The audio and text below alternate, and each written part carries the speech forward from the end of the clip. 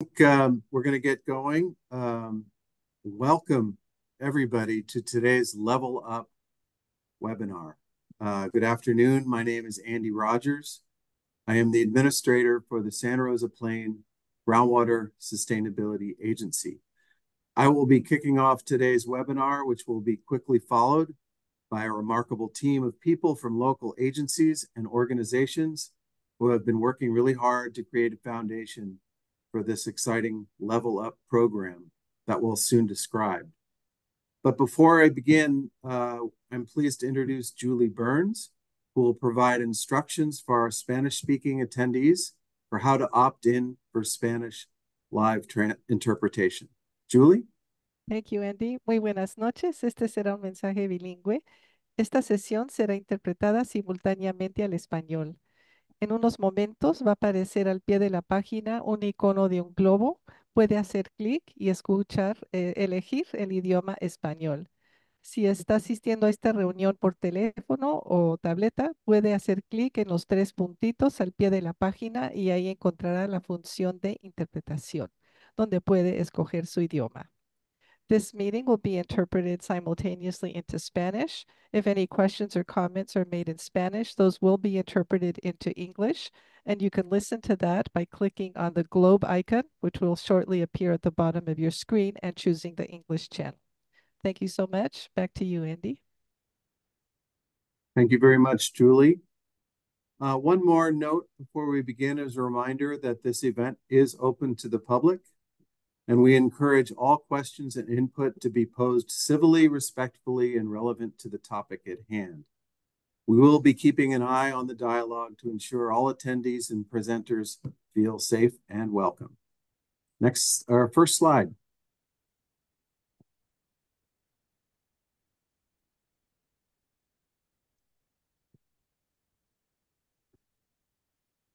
All right. Thank you. So we have a very full hour ahead of us. We'll briefly touch on the background of the groundwater sustainability agencies and their respective plans that were approved by the state. We'll introduce the Level Up program and describe how to participate. And we'll unveil an exciting new interactive tool in the program.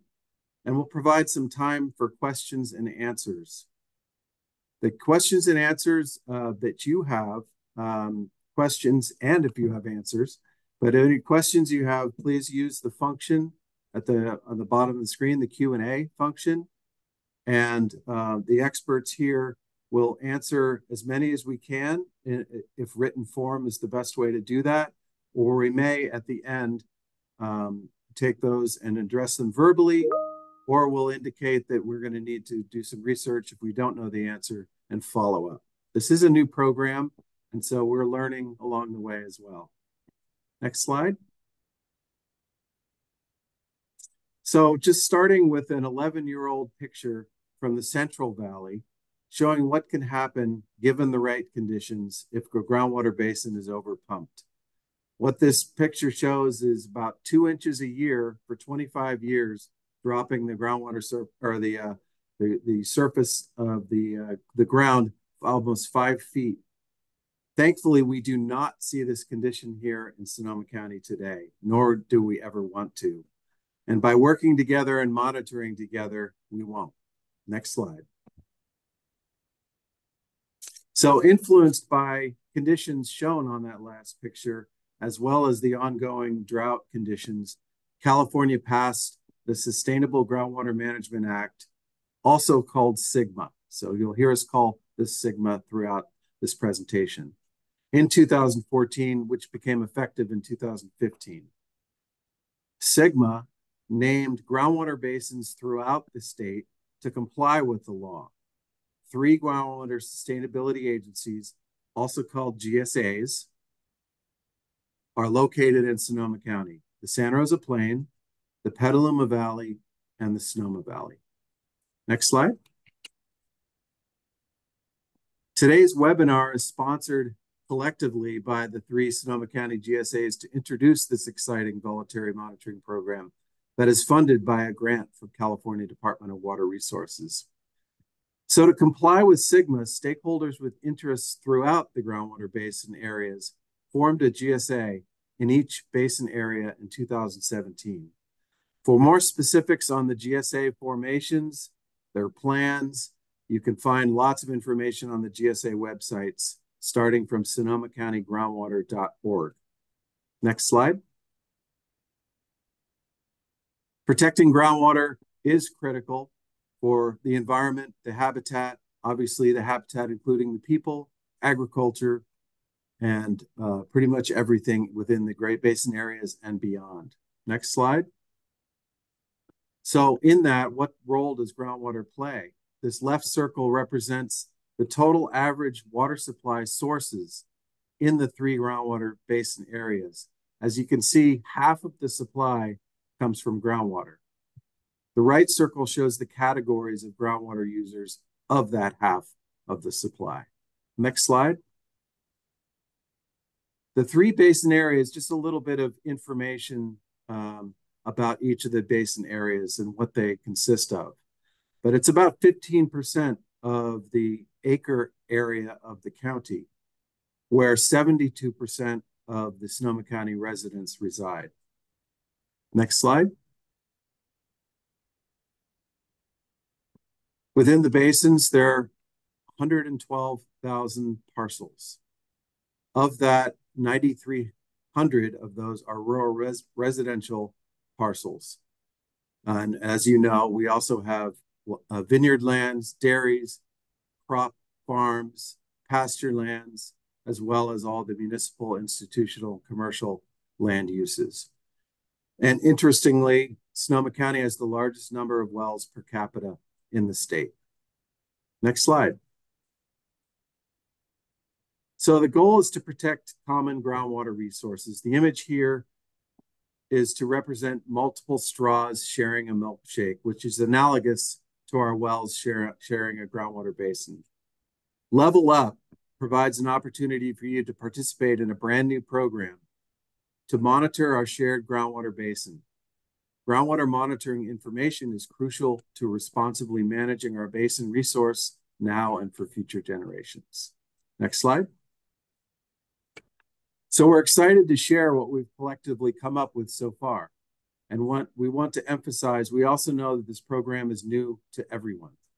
We look forward to engaging with the many resourceful and creative people that have signed up so far to participate in Level Up, and know you can help make this program launch successful and help us improve it over time.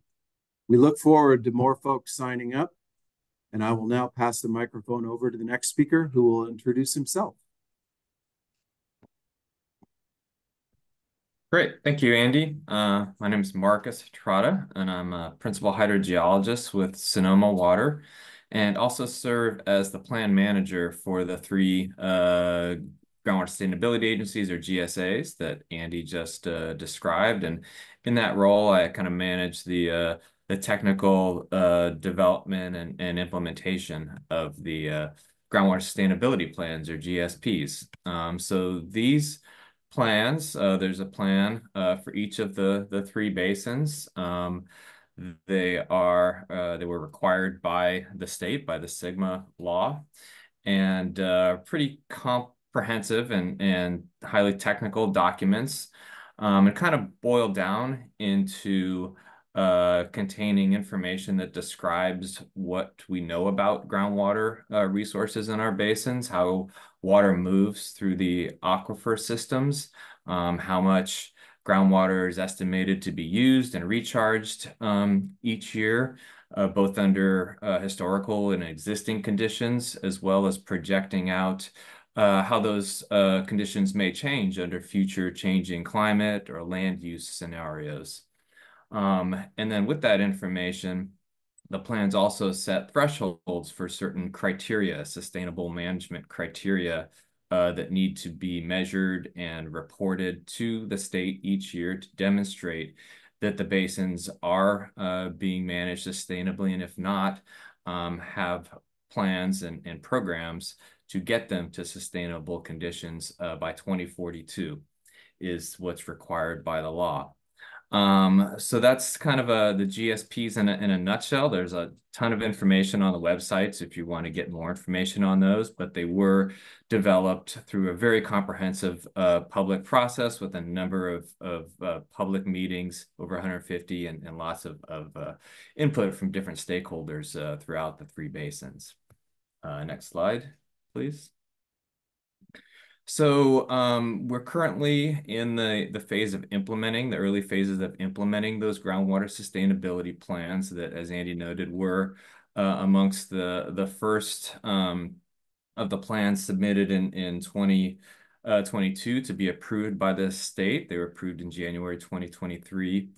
And really our focus right now on implementation can kind of be boiled down into these two broad categories. And the first is addressing data gaps on what we don't know about the groundwater system. And because groundwater resources primarily occur underground, there is quite a bit that we don't know. And so one of the ways that we see as being very useful for and efficient for filling those data gaps is through voluntary programs. And some of those data gaps include better identifying potential risks to sensitive beneficial users of groundwater, such as folks with shallow wells or sensitive ecosystems that are connected with the groundwater system.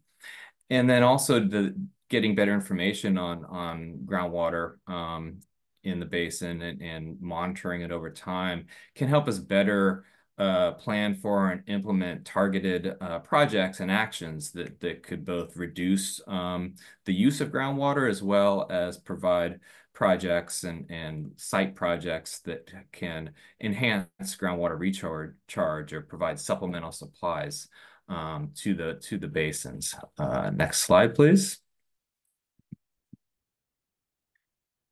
And so this slide just shows some of the kind of the main data gaps that we are working to fill and have committed to fill in the GSPs, and that includes getting a better understanding of the amounts and locations of groundwater pumping, where it's being used and how much is being used.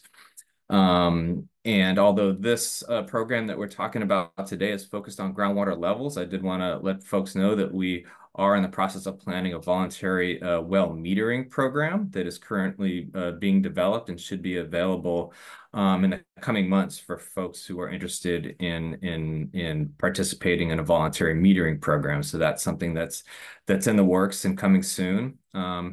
But this program can also, our groundwater level program can help us better understand the interconnections of streams and effects on groundwater pumping within the basin. Our basins are very complex geologically, so getting a better understanding of how groundwater interacts with different geologic features such as faults in the basin, improving our overall monitoring network and filling three-dimensional data gaps in the system, getting a better understanding of where groundwater is recharged, how much, and where groundwater is discharging to streams in the basin, for example. And then one other program that we are currently rolling out is in southern Sonoma Valley and Petaluma Valley is a voluntary seawater intrusion monitoring program. So folks who have wells in those areas would be eligible to participate in that, which would involve sampling of those wells for chloride. But today, our focus is going to be on the groundwater level monitoring program, which is currently available and accepting enrollees. And with that, I'm going to turn it over to our next set of speakers who are going to kind of give an overview of that program and describe the details. So thank you very much. I think I'm going to Jose. Or Fatima. Actually, it's me. Hi, everyone. My name is Fatima. I'm a project manager with the Sonoma Resource Conservation District. The Resource Conservation District, or the RCD, is a non-regulatory special district, and we're dedicated to addressing local conservation issues and guiding solutions voluntarily with landowners throughout the county.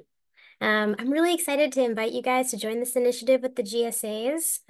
The Level Up program is a part of our ongoing efforts to monitor and sustain our groundwater levels right here in Sonoma County. You might be wondering why you should get involved. Knowing your water levels is really beneficial for you and your community. Collecting groundwater data is like a proactive step, which helps safeguard water resources and protect the environment and ensure that the community has water it needs to thrive now and in the future. By participating in this program, you'll gain valuable insights into the condition of your water resources throughout the year. So the cool thing about this program is that it's not a one-time check. It's about understanding the patterns of your groundwater levels from season to season and year to year. This knowledge can help you manage your water use more efficiently and ensure that your well remains a reliable source of water for years to come. Also, participating in this program is a fantastic opportunity to learn scientific techniques and receive training on how to use state-of-the-art equipment, all while contributing to an important cause. We're asking that you check your groundwater levels twice a year, once in the spring and once in the fall.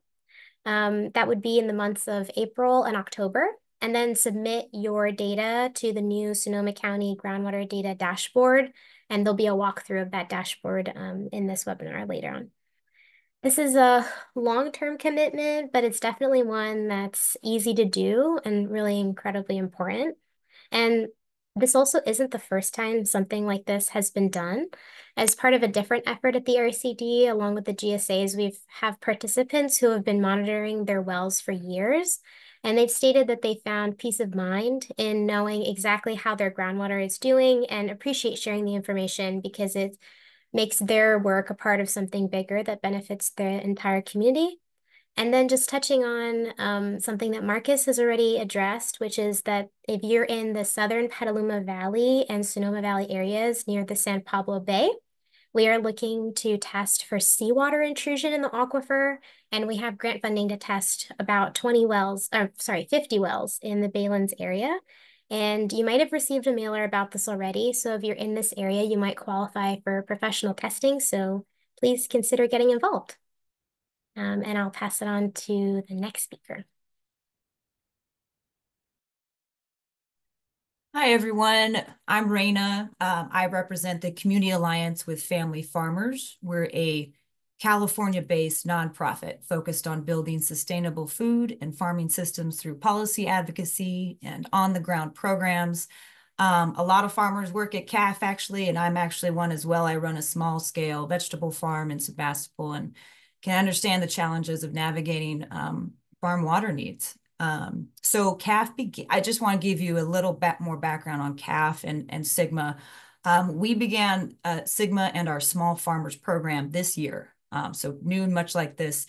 And we've received funding for outreach and education for small and especially underrepresented farmers. So based on farmer listening sessions we held around the state, there were clear requests from farmers for CAFF to focus on equitable water access and bring farmer voices into Sigma implementation that has been an issue in the past. And so, you know, water concerns are seemingly a constant for many farmers. It's not quite new, but we know additionally it can be tough for farmers to be involved, attend meetings, even this webinar, and just get info on what's going on with their GSA with all the demands of running a small farm business. So there's also another layer that we need to capture the unique needs of small farms in our local programs and plans like this. So just see CAFF as another integral outreach arm of our GSA for our small family farms and ensuring they get info, resources, and programming opportunities like this well monitoring program.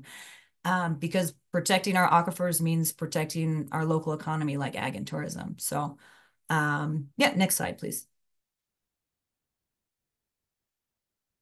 So we know from looking at other basins around the state that groundwater overdraft can cause a slew of issues for farmers. We see this the worst, again, in places like the Central Valley, but things like, for farms in particular, lower flow rates, decreased water quality, which also means concerns around crop health, impacts to your pumping systems that could be quite expensive, right? And dealing with increasing maybe damages or issues. There's also another layer here, again, especially for small agricultural users who characteristically rely on more shallow wells. so that say if an aquifer gets overdrafted, they're often the ones impacted first. Similarly, when looking at options like land fallowing, this is again another sort of inequitable hit to small farms in that they don't quite have the economic capacity or ability to fallow. It would probably fallow their entire operation. And so we're just looking at pointing out these various differences across our varied agricultural landscape and seeing how, you know, looking out for our aquifer health can really impact various folks. So next slide, please.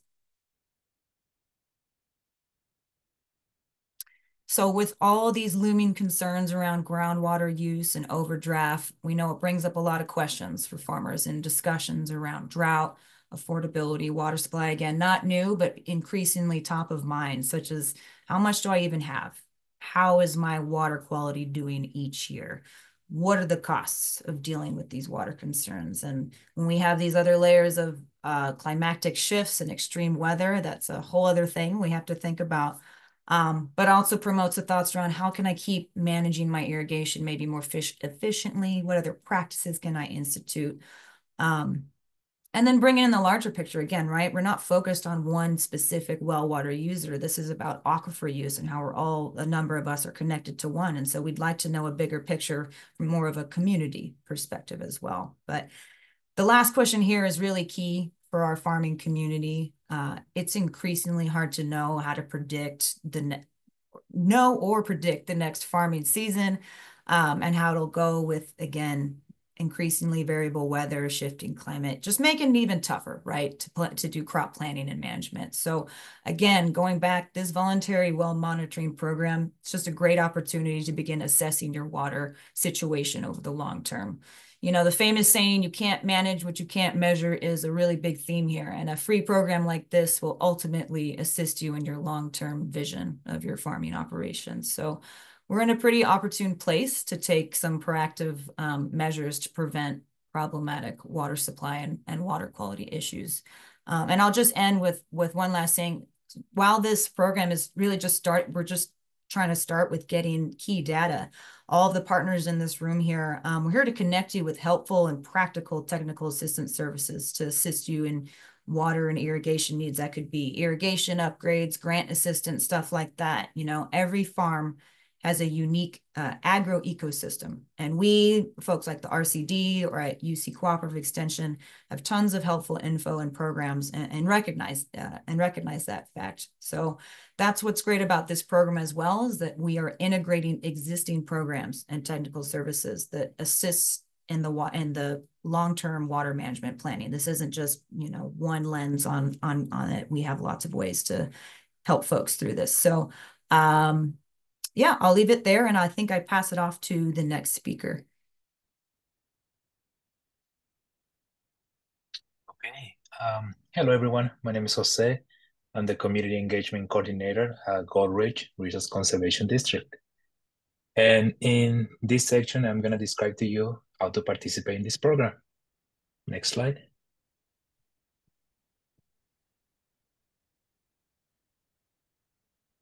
It's very important for us that you get a clear picture of how to participate in this program, the tools that you're going to be using, why we selected these tools for this program, and how to take the measurements. So I'm going to describe all of this information in this section. Next slide.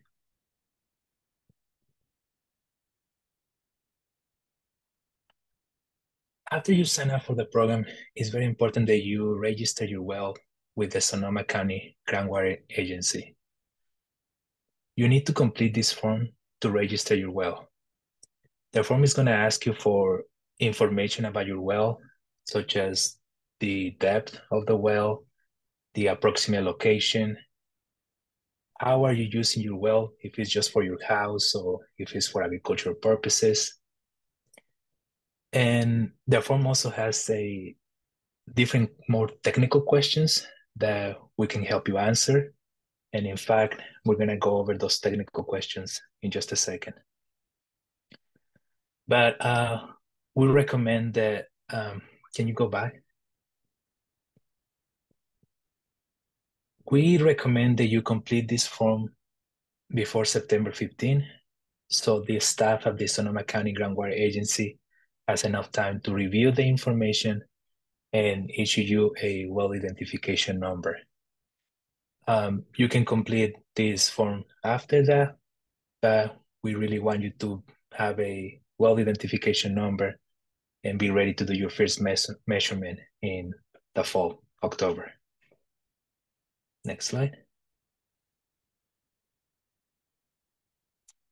Although there are different methods to take measurements in your well, the one that we have selected is the sonic well sounder because it has multiple advantages and it really fits with the nature of this program. Next slide, please.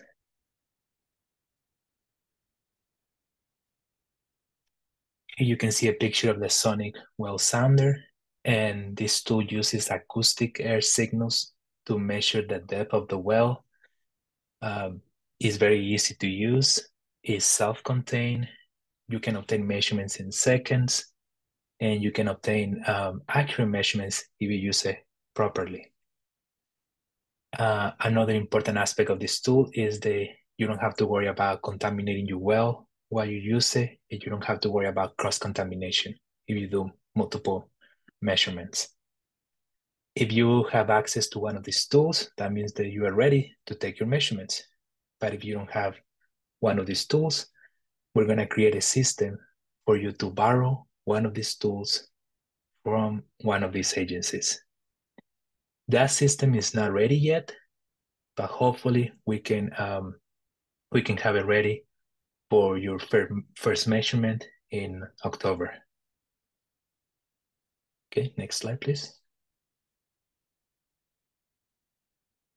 So that's the tool that we're going to be using in this program, and this is the process that you all are going to be following in measurement day, October and April. This is the step-by-step process. The first step is you need to stop using your water from your well for a period of time. We are recommending 10 to 12 hours without using large amounts of water from your well. You can turn off the pump, but just make sure that your fire storage tanks are full before turning it off. Or you can just make sure that you're not pumping large amounts of water from your well during those 10 to 12 hours. We understand that 10 to 12 hours is a large period of time, but 2 hours can be enough. Just the well needs time for the water levels to stabilize at normal conditions. So we are recommending 10 to 12 hours, but a minimum of 2 hours can be enough. The second step is use the water level monitor to take a measurement. I'm going to show you a video in 1 second.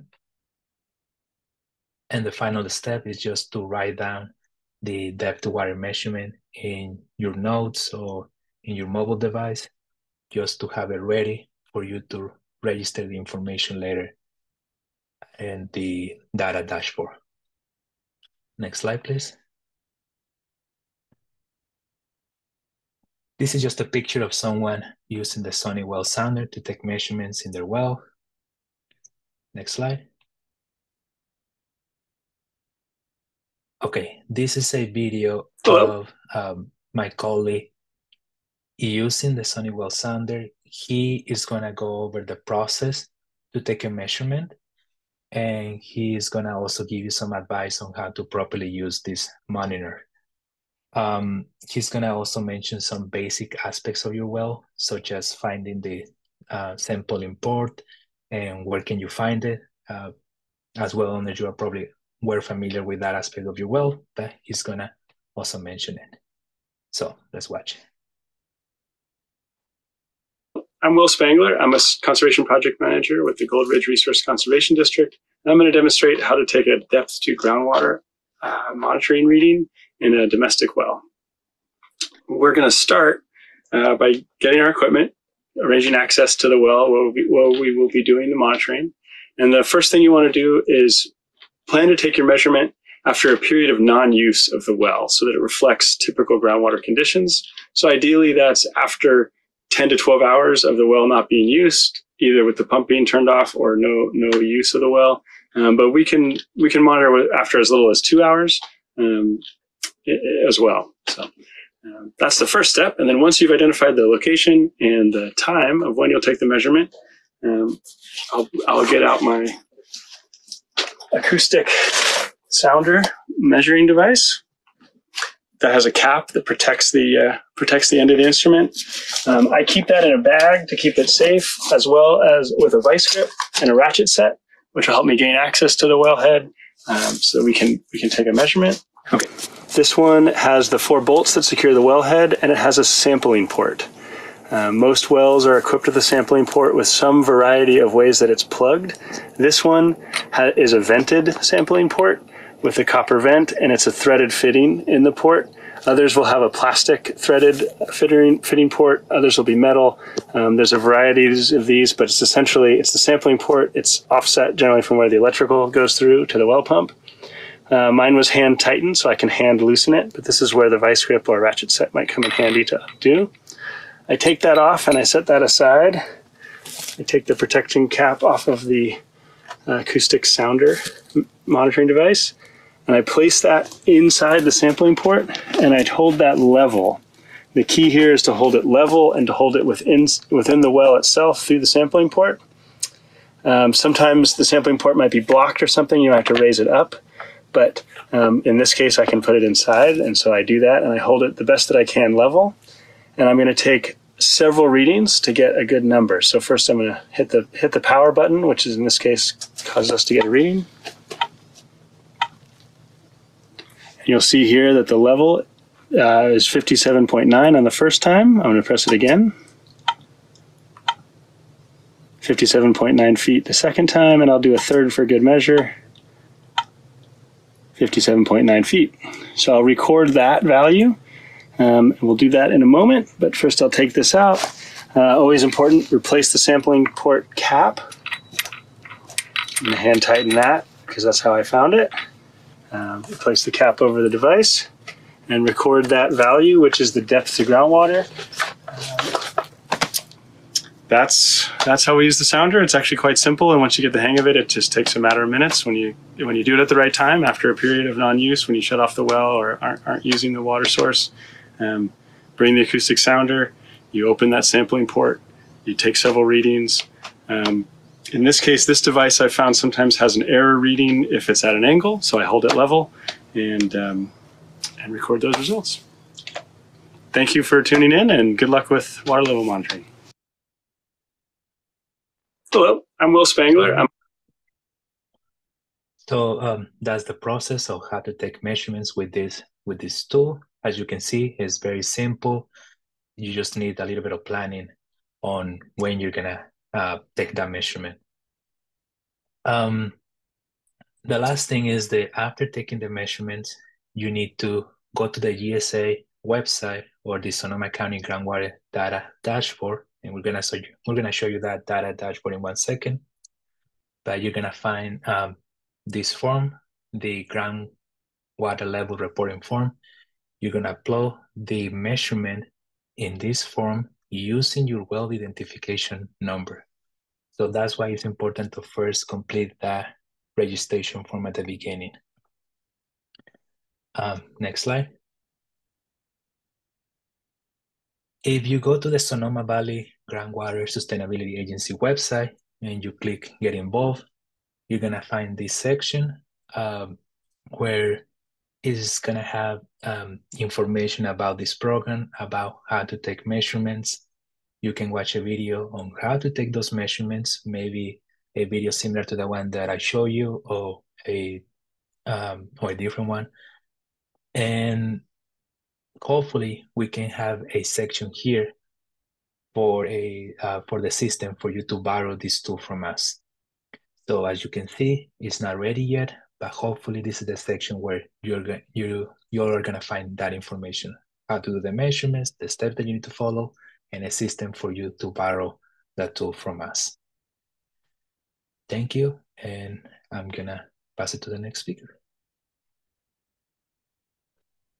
All right. Hi again, everyone. I just wanted to dig a little bit deeper into that well information form that Jose was talking about. Now, just as a reminder, there is a well information form where you've just signed up for the program. We'll send this to you and we'll collect more technical data for you to be part of the program. When you actually do your measuring, that is a separate form. And don't worry, we'll have plenty of reminders about this process and when to do it. So just, you can use this webinar, which is recorded, to also reference this, but plenty of resources coming your way. So first off, I just wanted to point out a few of the questions in this form that might need a little more explanation. So topics like getting your well's GPS coordinates, the height of the top of your well, screened intervals. I'll go a little bit more into that in these next slides. Go ahead, next slide, please.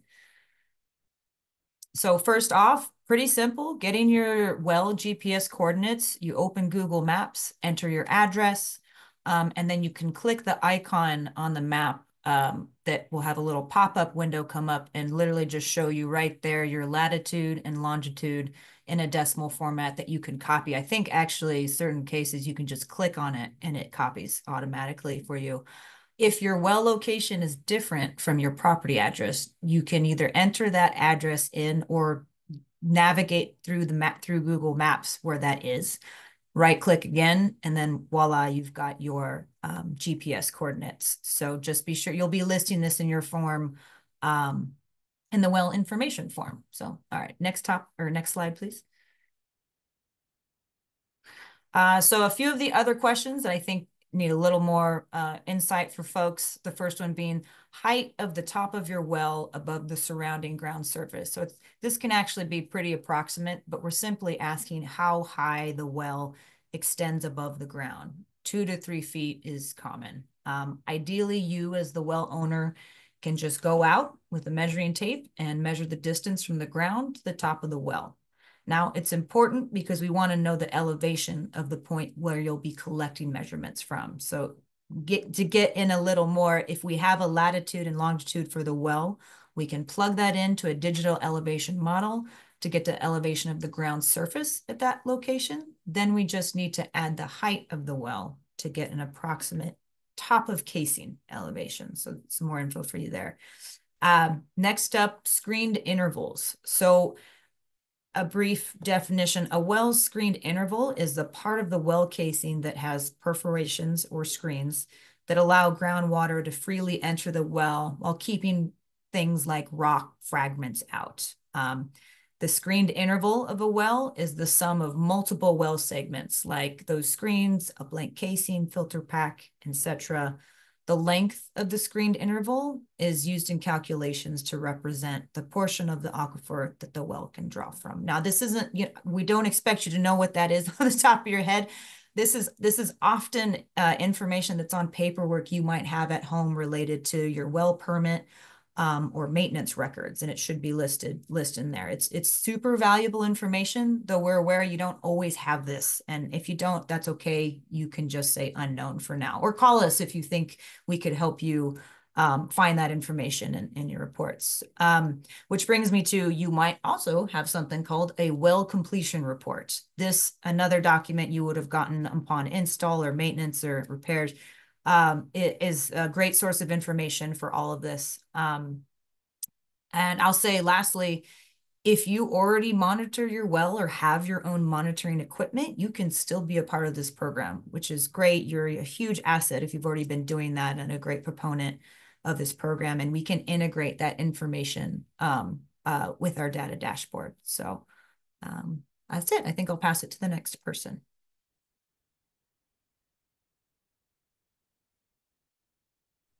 Hey, okay, so I just want to mention that like getting involved in a program that's scientific can sometimes be daunting, but it really doesn't need to be.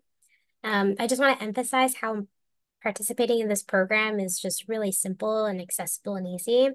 Like everyone's mentioning, if you already have a tool for groundwater measurements, you can feel free to use that. It's awesome. You can also use the tool that we are giving, which is the well sounder tool.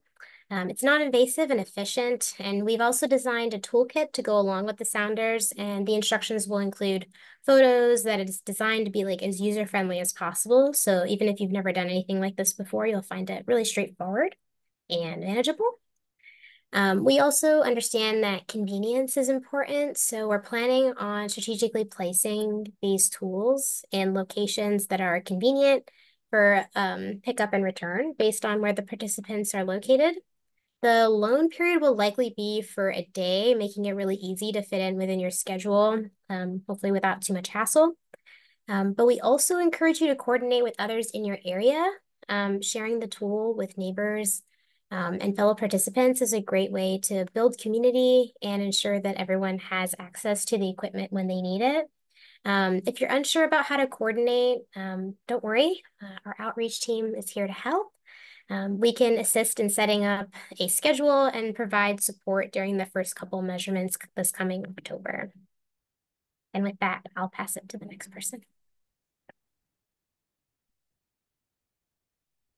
Yeah, and with that being said, we are in need of volunteer coordinators. So as Fatima was saying, we want to encourage folks to coordinate locally, work within your neighborhood, and plan a measuring day in your area. So together, all of you can keep an eye season to season, year to year of really your shared water supply and everything that you all depend on. And so we're really looking for folks feeling that they could coordinate a measuring day. We need those people to ensure it moves really smoothly and actually get as many people to participate in this program as we can. So it's a great way to help accommodate even more people. So we estimate that there will be about 150 participants maybe. And so if we could get 10 to 12 volunteer coordinators, it would be amazing. As Fatima said, you'd be a huge resource to your neighbors. As you'd pick up the measurement tool, you would get trained on it, pretty simple, right? And then coordinate helping upload that information to the data dashboard. It's really great to have one person that's really knowledgeable to help everyone else on doing that. And then our staff will work with you as a coordinator to make sure you're all ready for measuring day. You've got everything you need and it's super clear. So if you've been inspired by this presentation so far, let us know if you want to be a volunteer coordinator. Email us or we're happy to get you set up. So next person.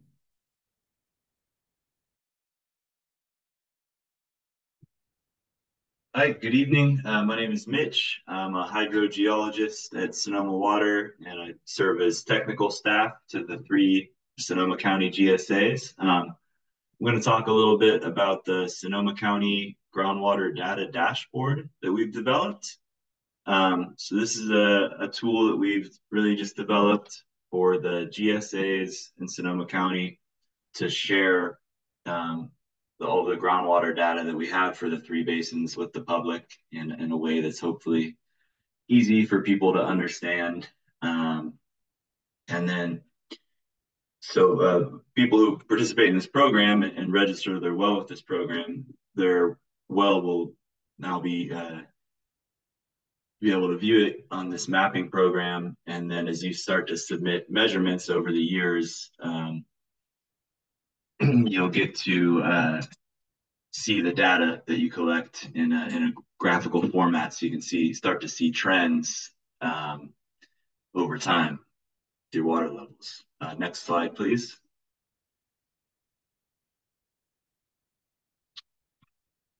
So once you get into the dashboard tool, you'll have the option to view what we call hydrographs, which are basically just graphs of water levels in wells over time. And you can view the graph from a single well or from multiple wells in an area to kind of get an idea of a trend of water levels within an area. And one thing I wanted to mention also is privacy. A lot of people are concerned about that. Basically, the well location when a well is registered for this program is public, but in California, well locations are technically already public whenever a well is installed through a permit. the location is public, but the well owner information such as name and address, that's all private and that doesn't get shared. So basically all that gets shared is the location of the well, the information about the well, such as the depth, and then the water level measurements over time. And then I will share my screen to take a look at the dashboard. I think the host needs to enable that.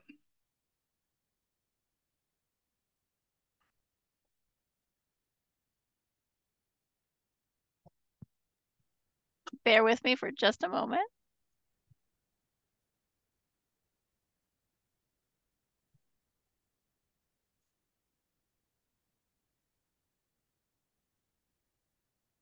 Okay.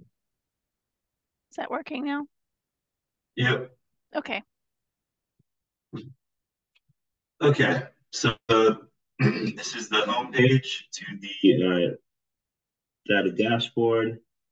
So you'll see a map showing the three Sigma basins in Sonoma County. If you click on one of the basins here, I'll click on Petaluma Valley.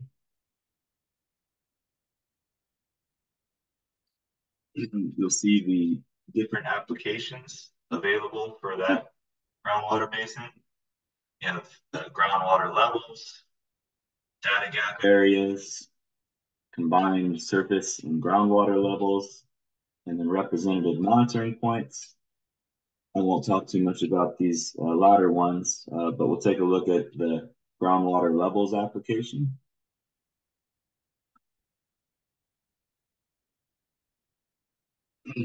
So once you click on the groundwater levels application, you'll see a map of the groundwater basin where you can select any one of these wells. And so these are the wells that have already been monitored by the GSA. And if you sign up and begin submitting data for this program, there will be a bit of a lag, maybe a few months, but then your well would show up on here and you'd be able to click on it to see the data for your well. So clicking on a well here, and if you see this identification number, this PET 0017, that's the type of number that would get assigned to your well. So you can see it's anonymous, and that's how it would be viewed on the dashboard. And so you can see the hydrograph on the left. You can also click to open a bigger hydrograph in a separate screen.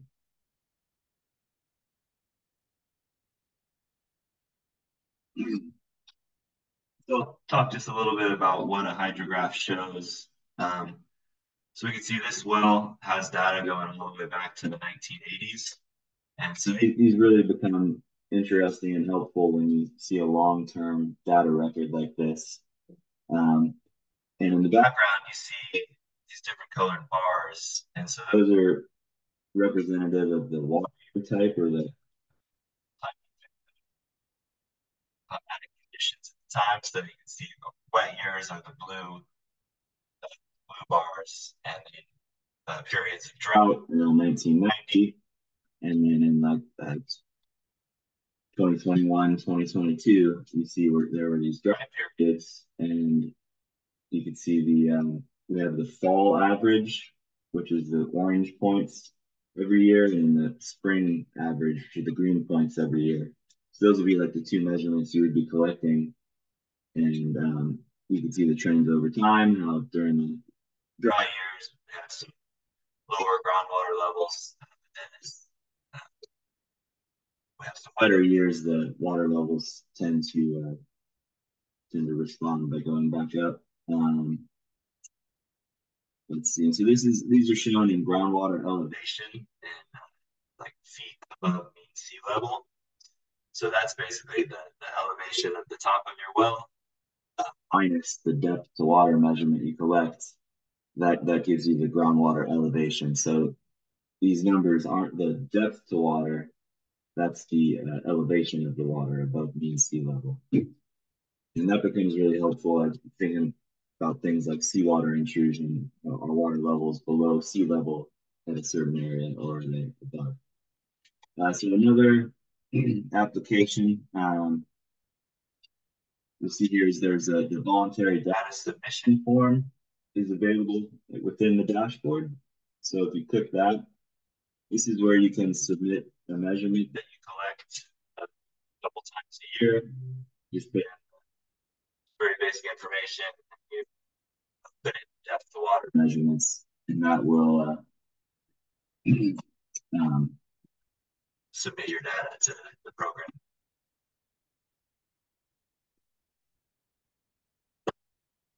So one other application that I wanted to show is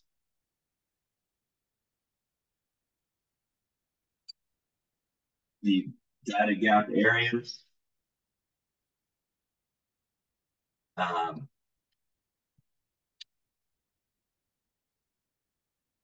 So here you can just see areas within the groundwater basins where we are missing a lot of information about groundwater levels. And you could plug in your address over here using this search tool. And then you would be able to see if your well is within one of these data gap areas, and would be even extra helpful to the program.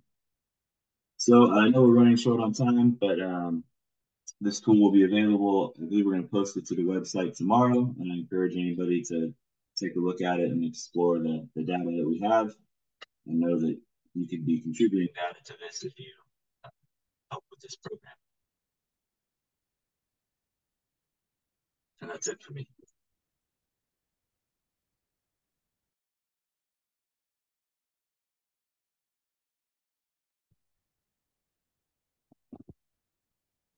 I think, Andy, we're off to you now. Okay. Thanks, everybody. Thanks for the wide amount of information. I do see some, we've been answering questions as they've been coming in.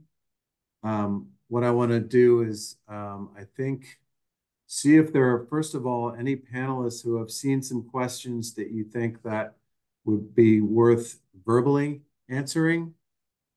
There has been a couple of folks interested in making sure that this presentation is made available, and we will definitely be posting this presentation.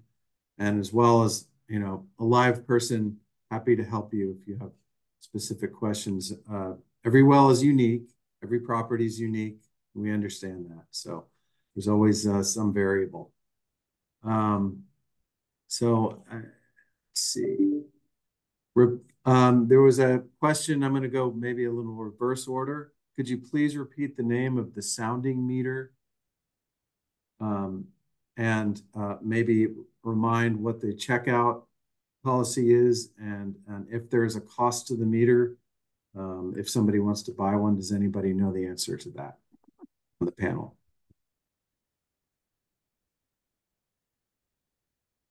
And I look to Mitch, do you want to talk about the meter since they arrived on Friday? He's got them now.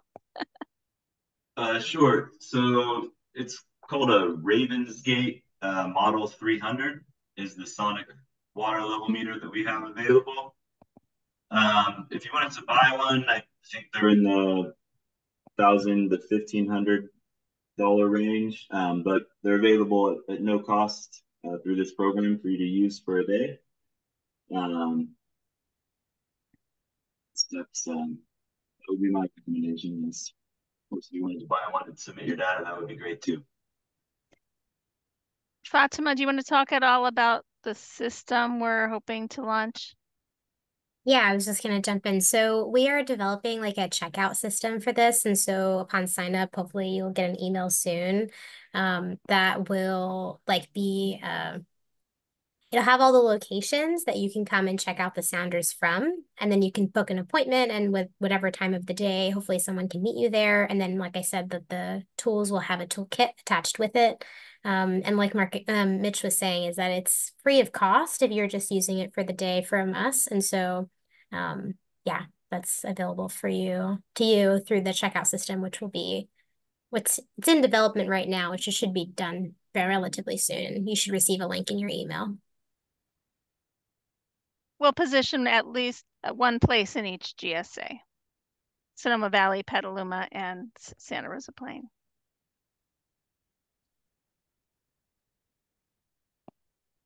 And then Mitch, just because the audio is not so great, if you could type in an answer to the name of that sounding meter again, that would be great to the answer of that questioner. Let's see, were there other unaddressed?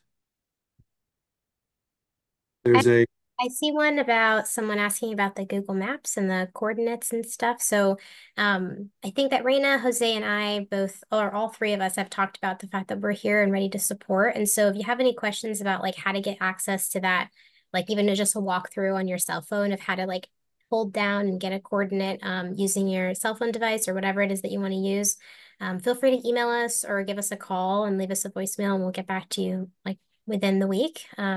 We have a really good rolling system at the moment, and so you should hear back from us within a week. So yeah, if you guys have any questions or need support, feel free to reach out. I'd love to chime in a little bit and say that a lot of people signed up, thankfully, in the last week or two. And so the people you see in this webinar are the people who are doing follow-up contacts to each of you to give you access to that form, to fill that out.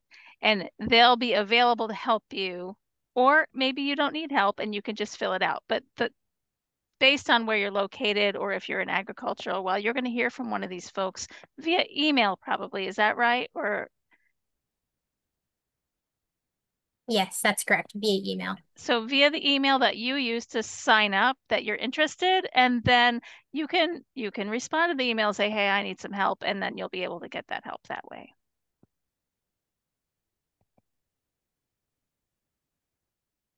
So I'm seeing a question that I think that one of the panelists alluded to, I can't remember which.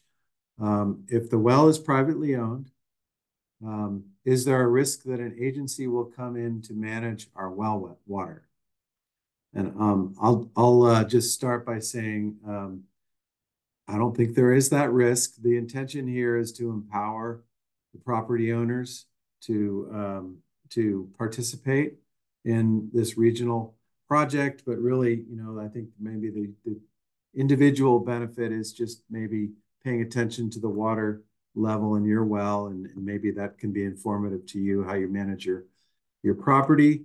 But that's not the purpose of this. This is a voluntary program to inform our managing of our shared groundwater resource. Does anybody else want to? We've sought clarification also from our grant funding agency that this information is not it's not specific enough, and they're not interested in. They're only interested in the program going forward as it is a benefit to the whole basin. Does anybody else on the panel want to take that any further, or was that complete enough?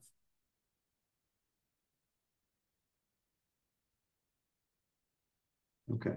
I guess I would just add that, the groundwater sustainability agencies do have regulatory authorities that Sigma provides them. However, yeah, as you said, Andy, any regulatory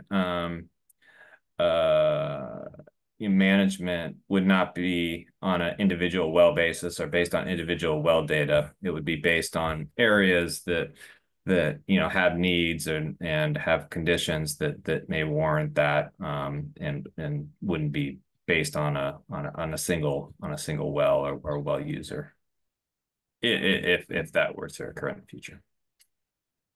Yeah, appreciate that, Marcus. There's a question, are there any plans to expand the dashboard outside of the GSAs? Looks like, Mitch, you're maybe writing something. You wanted to speak to it? Yeah, and sorry about my mic. We've talked about that, and we don't have any reason really not to do that other than just most of the data that's been collected is in the basin. So I think some people have signed up for this program outside the basins, and they would still be included as long as they're within Sonoma County. And I think over time, if we start to have more data coming in from outside the basins, there's no reason not to include it in the dashboard. Thanks, Mitch. And we're at the hour, but I did want to maybe just address one more. How how many volunteers have signed up? And then Pamela, do you have that number at this point? Last I checked, I think it was almost 90, so quite a few across the 3 basins. And we think this first round in October, wouldn't it be great to have anywhere from 100 to 150? And like I said, this is new. This is the first time going out. So as we do this, let us know. Did you need some other piece of information? What are your questions? Did you need some other kinds of support to make this happen? Because we want to make it better every time. But that's our goal, I think, this time out. And we're really pleased to see the wide interest in this program. Very much. Thank you, Pamela. And then also just kind of one more shout out to what was mentioned earlier. If somebody's interested in being a coordinator in their neighborhood, our outreach folks can help you with that. Even if it's you and just a couple other people, it's awesome. And it's hugely, it validates your data. You have nearby wells that are also doing this. And so I could add too that there's already some groups that do that neighbor to neighbor, and they actually have fun. So make it fun if you're going to do it. Love it. Okay, and if there are other questions, we're happy to follow up. So please make contact with us. I think one email is pretty easiest to remember is info@sonomacountygroundwater.org. And through the Level Up program on the GSA website. Check it out, fill out the forms, participate, and we really look forward to working with you and appreciate you being here and having your interest. And thank you, panelists, for your expertise and your time to talk today. And I think that's a wrap for today. Yeah, we will as we get more questions, we'll develop some frequently asked questions and we'll post them on the website as well. Perfect. Okay. Have a great evening. Thank you all.